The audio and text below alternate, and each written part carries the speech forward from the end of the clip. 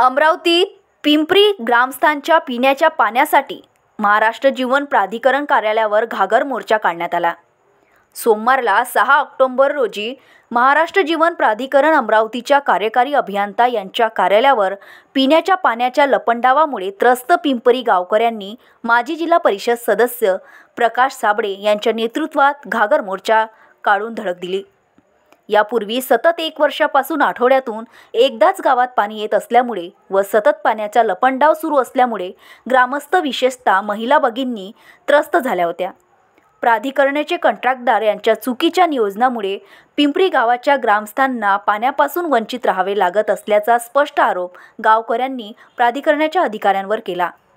प्राधिकरणाने 2 ते 3 दिवसांमध्ये पिंपरी वासियांचा पाण्याचा प्रश्न न सोडवल्यास प्राधिकरणाच्या अमरावतीच्या ऑफिसला आडे ठोकल्या जाईल असा स्पष्ट इशारा प्रकाश साबळे यांनी अधिकाऱ्यांना दिला।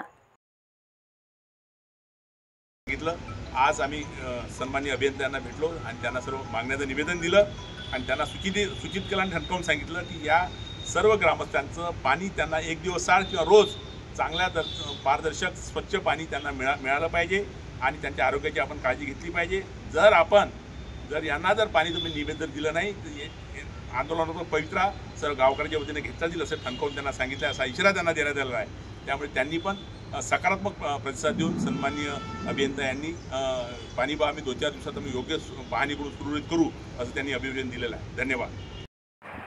अर्चना रक्षे, विदर्भ न्यूज, अमरावती।